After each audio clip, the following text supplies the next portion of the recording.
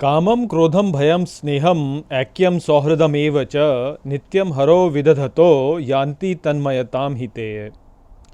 नमस्कार मित्रों, ये जो श्लोक है ये रास पंचाध्यायी के प्रथम अध्याय का 15वां श्लोक है, जिसे हम आज गहराई से समझेंगे। तो आइए सबसे पहले इसके अर्थ को समझते हैं। तो जो श्लोक है वो कहता है, कामम क्रोधम भयम स्नेहम, अर्थात काम, क्रोध, भय, स्नेह, ऐक्यम सौहृदम एव च, अर्थात एकता और मित्रता को ही नित्यम हरो विदधतो, अर्थात नित्य हरि को देते हैं, यान्ति तन्मयताम हिते, अर्थात वे प्राप्त करते ही हैं तन्मयता को।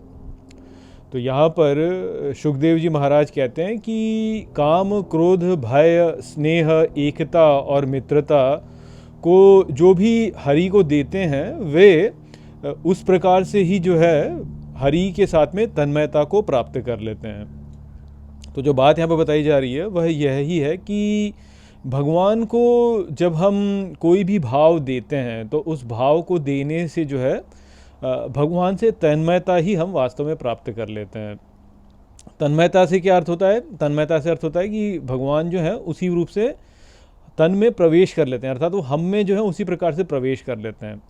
जैसे आपने कई बार देखा होगा कि कुछ ऐसे भक्त होते हैं जिनको बोला जाता है कि इनमें, इनके भीतर देवी ने प्रवेश कर लिया है, और फिर आप देखेंगे कि उनका जो शरीर है वह कंपन करने लगता है और उनके जो मुख पे भाव होते हैं उनमें परिवर्तन हो जाता है। तो ये जो हो रहा है ये वास्तव में तन्मयता ही है। वो तन्मयता प्राप्त कर ली उन्होंने कि जो भगवान हैं वो उनमें प्रवेश कर गए, तो देवी जैसे प्रवेश कर गई हैं। या जैसे आप कई बार देखिए कि जो धार्मिक अनुष्ठान होते हैं, धार्मिक क्रियाएं होती हैं, उनमें कई बार जो है कुछ अभिनेता होते हैं जो कि भगवान का अभिनय करते हैं। तो लोग ये बोलते हैं कि अरे देखो ये क्या भगवान का अभिनय कर रहे हैं, परंतु वास्तव में जो है उनमें तन्मयता हो जाती है कि भगवान से, भगवान की जो स्पिरिट जिसको कहेंगे, भगवान का जो भाव है वह उनमें प्रवेश कर जाता है। तो उस समय पे उस व्यक्ति को भगवान ही समझना चाहिए वास्तव में, क्योंकि तन्मयता प्राप्त कर ली है। और यदि ये क्रिया निरंतर की जाए, निरंतर की जाए, निरंतर की जाए, और कोई भक्त जो है निरंतर इसको करता रहे, तो अंततः जो है वह भगवान में ही विलीन हो जाएगा। तो यही वास्तव में है। जैसे हमको प्रहलाद उपदेश में जो है प्रहलाद महाराज ने बताया था कि अपने शरीर से जो है भगवान की तरह का अभिनय करते हैं जो भक्त होते हैं। या आप यदि रास पंचाध्याय को देखें तो इसमें आगे या तो दूसरे या तीसरे अध्याय में जो है गोपियाँ जो हैं वो भगवान कृष्ण के जैसे भाव को प्राप्त कर लेती हैं। भगवान कृष्ण के जैसे ही जो है वह अपने तन से जो है वो क्रियाओं को करती हैं कि देखो मैंने जो है गोवर्धन पर्वत उठा रखा है, या मैंने इस का वध कर दिया, इस प्रकार का भाव दिखाया जाता है। तो ये जो है ये वैसे तो अभिनय हो रहा है, परंतु तन्मयता को प्राप्त करने का जो है ये मार्ग है कि जैसे भगवान की लीलाएं हैं या जैसे भगवान ने कर्म किए हैं उस प्रकार से उनको जो है अभिनय करना। देखिए जो अभिनेता होते हैं वो कई बार देखा जाए तो उनको कहा जाता है मेथड एक्टिंग करके एक क्रिया होती है, जहाँ पर कि जो अभिनेता होता है वह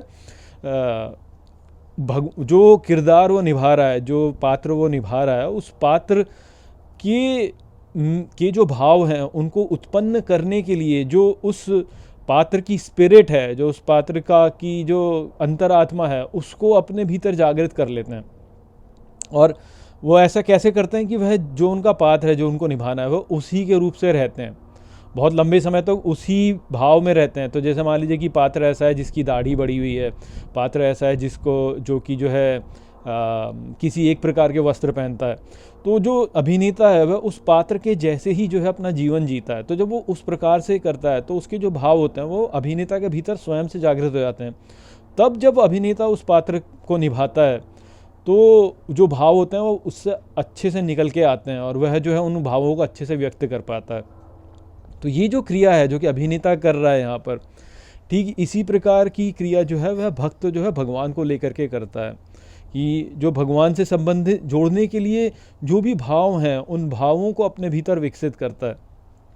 तो जब वो भाव जो है इस प्रकार से निरंतर जो है भगवान को दिया जाता है, कामना का भाव दिया जाए, क्रोध का भाव दिया जाए, भय, स्नेह, एकता या मित्रता का भाव जब भगवान की ओर दिया जाता है, तो फिर भक्त जो है वह भगवान से तन्मयता को प्राप्त कर लेता है।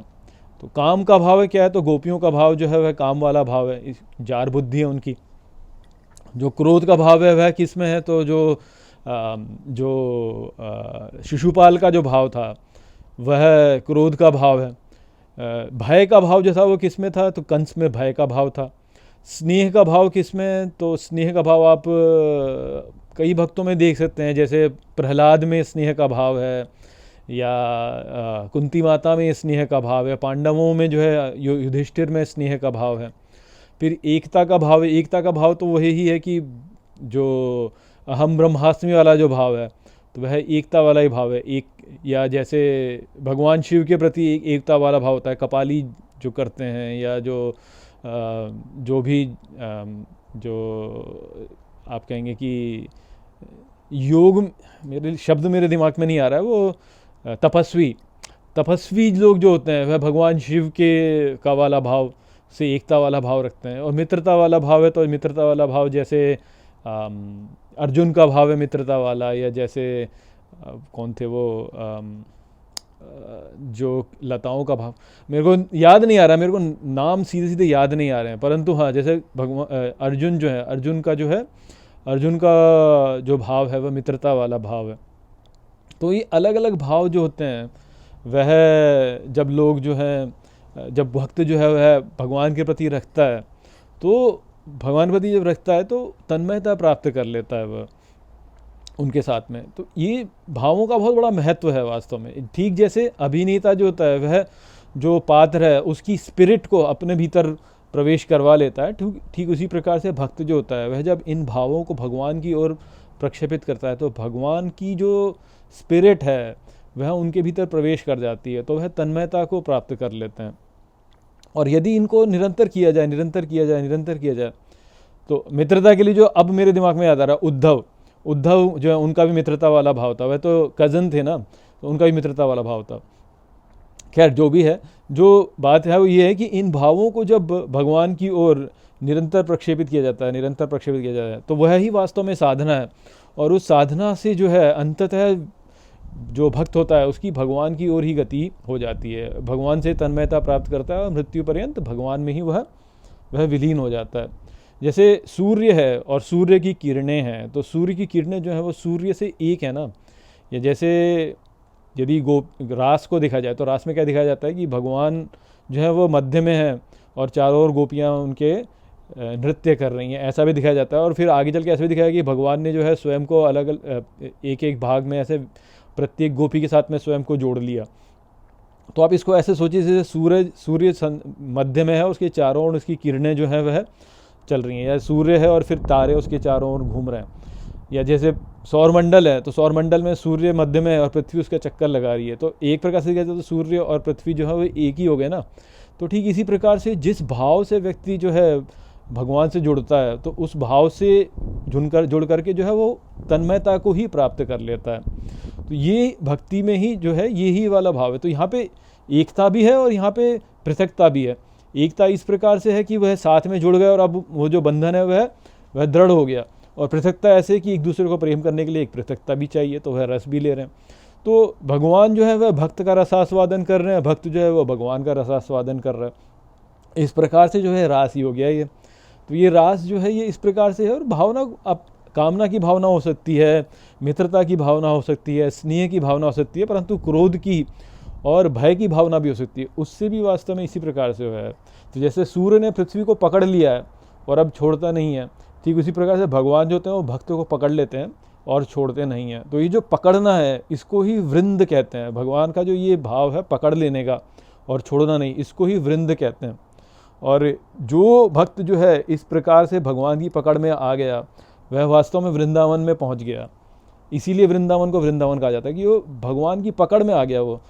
तो वो जो गो है, वो जो मन बुद्धि और चित्त जो है और अहंकार जो है, वो जो गो है वह जब भगवान की पकड़ में आ गई, तो वो गो जब पकड़ में आ गई तो वह वृंदावन में ही पहुंच गई वास्तव में। तो वो वृंदावन है, क्योंकि भगवान वृंद है, वो वृंद है, वो पकड़ लेते हैं। जब पकड़ लिया तो फिर छोड़ेंगे नहीं। इसीलिए जो गोपियों वाले गीत होता है उसमें क्या कहते हैं, कलाई मरोड़ी करके बोलते हैं ना, और कलाई मरोड़ी और छोड़ते नहीं हैं। अब बार बार जो गोपियाँ क्या बोलती हैं कि छोड़ो छोड़ो भैया, इस प्रकार से बोलती हैं, परंतु भगवान छोड़ते नहीं हैं, कलाई को मरोड़ते हैं। तो वो क्या है, वो वास्तव में वृंद है। वृंद अर्थात जो गो है, ये भगवान की पकड़ में आ गई, किसी न किसी भाव से पकड़ में आ गई, और पकड़ में अब आ गई तो अब छुटती नहीं है, और भगवान छोड़ेंगे भी नहीं। तो वृंदावन का जो वास्तविक अर्थ है वो इस प्रकार से वास्तविक अर्थ है। हाँ, अब जो वृंदावन धरती पर है, पृथ्वी में जो वृंदावन है, वह उस दिव्य वृंदावन का ही जो है ये मृत्यु लोक में स्वरूप है। क्योंकि वृंदावन जो है वह तीर्थ है, धाम है। जब हम वहाँ जाते हैं तो भगवान कृष्ण के क्षेत्र में पहुँच जाते हैं, भगवान कृष्ण का ही निरंतर हम स्मरण करते हैं। तो उस प्रकार से जो है उसी का जो मृत्यु लोक में प्रक्षेपण है वो वृंदावन है।